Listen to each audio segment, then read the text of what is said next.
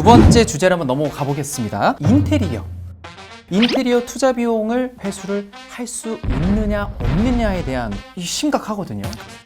민법 626조 제2항 유익비 상환 청구권, 646조 부속물 매수 청구권이 있습니다. 잠깐만요. 다시 못할 것 같아요. 머리가 아파가지고.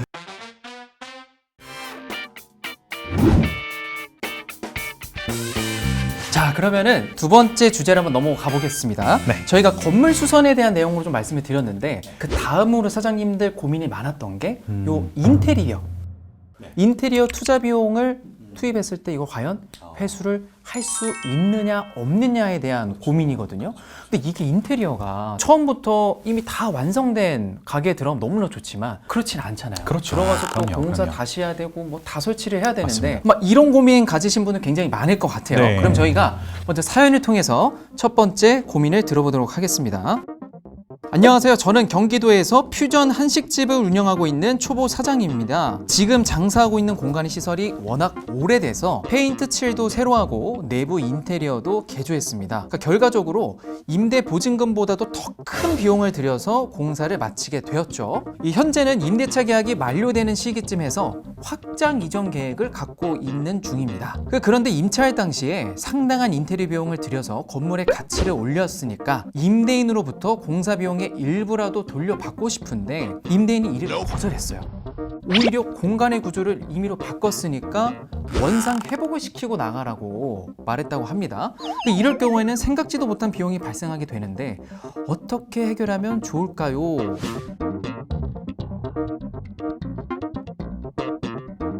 이게 보통 사장님들은 폐업률도 굉장히 높습니다. 그렇죠. 그렇게 되면 이게 폐업도 처리해야 되는데 원상 회복까지 하게 되면 이게 비용이 만만치가 않아요. 그러게. 예. 당연히 그렇죠. 예, 당연히 이럴 그렇죠. 경우 또 어떻게? 지금 우리 이 사연 속의 사장님 같은 경우에는 인테리어에 상당한 비용을 투자를 해서 건물의 전체적인 이미지를 향상시켰다. 또 내가 장사를 잘해서 건물의 가치도 올라갔다. 뭐 이렇게 주장을 하고 있잖아요. 만약에 소송을 통해서 우리 사안에서 인테리어 비용의 일부를 돌려받고자 한다면 검토해 볼 수 있는 조항으로는 민법 626조 제2항 유익비 상환 청구권이고 예.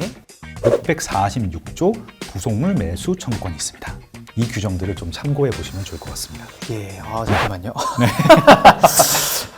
갑자기 또 어려운 단어를 쓰시니까 그 피디 다음에는 그 여기 당이 떨어지니까 여기 초콜릿 같은 걸 이렇게 올려놔 이렇게 수북히 쌓아놓은 제가 하나씩 이런 단어 나올 때마다 까먹으면 되니까 좀 부탁드릴게요. 유익비 상환 청구권 발음도 어려워요. 이 어려운 단어가 나왔는데 이게 어떤 의미죠? 이게 어떨 때 주장하는 건가요? 그 유익비라는 개념을 먼저 아셔야 돼요. 그 유익비는 물건을 보존하는 데 있어서 반드시 필요한 비용은 아니지만 그 물건의 객관적인 가치를 증가시키는데 지출된 비용을 말하는 겁니다. 그래요? 예를 들어서 발코니를 확장한다거나 방을 증축하거나 아니면 뭐 이중창을 설치한다던가 뭐 이런 경우에는 유익비라고 하는 거거든요. 유익비를 판단하는 기준은 임차인이 객관적으로 임차한 건물의 가치를 증가시키기 위해 투입한 비용으로 임차인 자신의 영업을 위해 투자한 비용은 유익비로 볼 수 없고 다만 그 건물 객관적인 가치를 향상시키는데 그 지출된 비용을 말하는 것으로서 그런 기준이 적용이 되고 있습니다. 다만 유의해야 될 점은 이런 비용을 들여서 공사를 하더라도 법원에서 이 유익비를 인정하는 기준이 상당히 까다롭고 엄격해요. 그래서 쉽게 인정되지는 않고 있어요. 그러면은 저희가 그래도 이분 사연에 솔루션을 좀 드리긴 해야 될 텐데 보통 그 소송을 진행을 할 때는 이 유익비라고 주장을 하면서 유익비 상환 청구권을 행사하고 그것과 함께 동시에 부속물 매수 청구권, 아까 말씀드렸던 부속물 매수 청구권을 동시에 주장하는 경우가 많습니다. 방금 제 눈빛 보셨죠? 또 이상한 단어가 나와서 눈빛이 흔들렸는데 부속물이라면 보통 뭐 저는 이제 돼지 부속물, 곱창 뭐 이런 거를 좋아하는데 이 부속물 매수 청구권은 또 어떤 거죠? 이 부속물이라는 것은 이제 건물의 임차인이 사용의 편익을 위해서 부속시킨 물건이에요. 그래서 이 부속물로 인정되는 것을 임대인에게 너 이거 가져가서 사달라라고 청구할 수 있는 권리를 말하는 거죠. 이렇게 좀 어떻게 보면 좀 중고거래 형태로 가는 거네요, 그렇죠? 네, 맞습니다. 근데 사실 이게 소송까지 이어지는 경우가 사실 그렇게 많지는 않아요. 왜냐면 시간도 많이 들고 비용도 이 유익비 상환 청구로 인해서 받을 수 있는 비용보다 소송 비용이 더 나가는 경우가 훨씬 많기 때문에 대부분의 경우에는 임차인들은 향후에 새롭게 임차인이 될 사람에게 그 시설 권리금 명목으로 투자금을 많이 회수를 하시죠.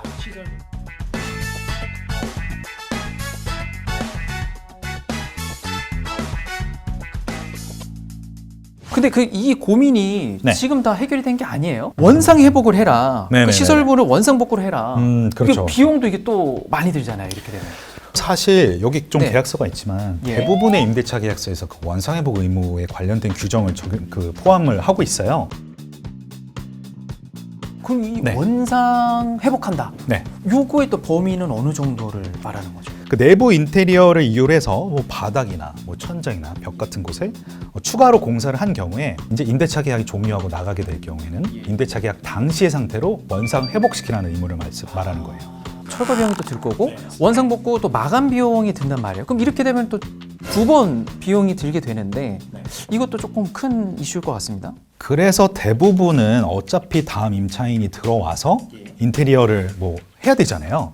그러니까 결국에는 뭐 철거 비용만 서로 이제 임차인이 부담하는 것으로 임대인과 합의를 하는 경우가 많아요.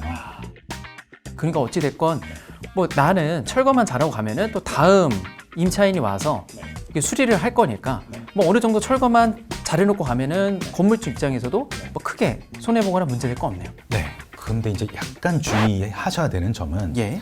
그 원상회복 의무가 있기 때문에 임대인이 원래 임대차 계약 체결했을 당시랑 지금 뭔가 하자가 많다. 뭐 이거 수리해야 되는 거 아니냐. 너 이거 원상회복해놓고 가라라고 막 이제 주장하는 경우들이 많거든요. 그래서 이런 상황에 대비하기 위해서 입주하기 전에 미리 그 목적물에 대한 꼼꼼한 점검이 필요해요. 그 입주 초기에 이런 하자가 있습니다. 상태가 이랬다. 네, 이런 상태가 있습니다. 사진 찍어서 예. 보내고 네. 그 미리 증거 자료들을 확보해 놓는 것이 그럼 중요하죠. 그런 사진들은 그래도 법적 효력으로 충분히 그럼요. 그리고 그 당시에 내가 이런 주장을 했었고 이런 어떤 요구사항을 말했고 이런 것들을 증거로 남겨두는 게 굉장히 중요하죠. 네, 맞습니다. 네네. 그러니까 사장님들이 보통 상가를 보실 때 네. 한 군데만 보시는 게 아니거든요. 그죠? 공인중개사분이랑 가서 조금 빠르게 보고 나오신단 말이에요. 그렇죠. 그러면 이제 하자가 네. 있어도 네. 사진도 제대로 못 찍고 나오시게 되는 네. 경우가 많으실 건데 네. 그럴 때 꼭 네. 뭔가 하자가 있는 부분들은 비포 애프터 사진을 남겨서 그렇죠, 꼭 그 증거 자료를 남겨놓는 것이 네. 굉장히 중요하다고 볼 수 있겠네요.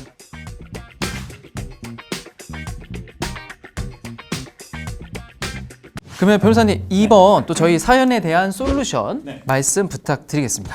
소송을 통해서 인테리어 비용을 회수하고 싶으신 경우에는 유익비 상환 청구권, 유익비 상환 청구권, 부속물 매수 청구권을 부속물 유의하셔라. 매수 청구권. 네. 그리고 다음 임차인에게 시설 권리금 명목으로 인테리어 한 부분들에 대한 투자금을 회수할 수 있으니 그 부분에 대해서도 유의하셔라. 그리고 임대인과는 철거 비용만 이제 부담하도록 합의를 하시는 게 좋겠고 원상 회복은 통상 특약 사항이 또 있지 않는 이상은 계약 체결 당시의 상태로만 회복할 의무가 있다. 그리고 부당한 임대인의 청구를 방지하기 위해서 미리 사진 등 증거 자료를 확보해 두어라. 네. 이렇게 말씀드릴 수 이 있겠습니다. 정도로 정리를 해볼 수 있겠군요. 네네. 네. 지금 말씀 주신 솔루션으로 꼭 우리 사장님들도 큰 분쟁과 이런 어떤 갈등들 미연에 방지하셨으면 좋겠습니다.